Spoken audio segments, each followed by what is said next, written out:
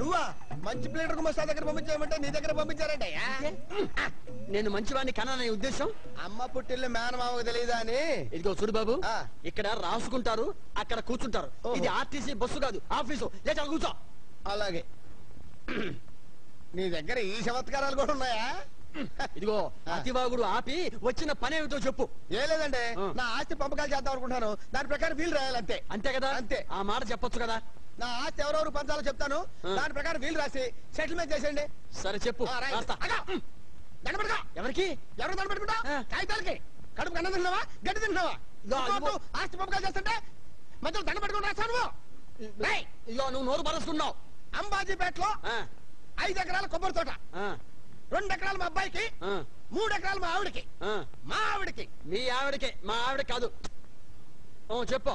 అంతర్వేదిలో 6 ఎకరాలు రొయ్యల చెరువులండి, 3 ఎకరాలు మా తమ్ముడికండి, 3 ఎకరాలు మా అబ్బాయికండి.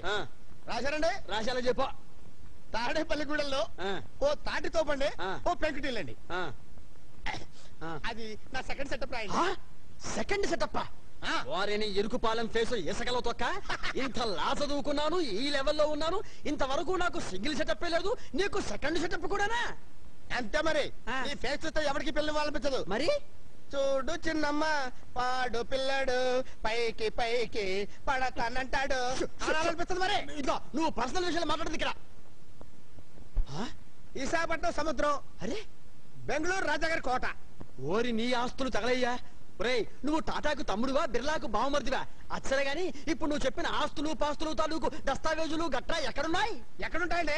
వాళ్ళ దగ్గర ఉన్నాయి. వాళ్ళ దగ్గర ఉండేవిట్రా? అదేనండి, రేపటి నుంచి సంపాదించుకోవాలా, ఆ తర్వాత వీళ్ళు రాయించుకోవాలా?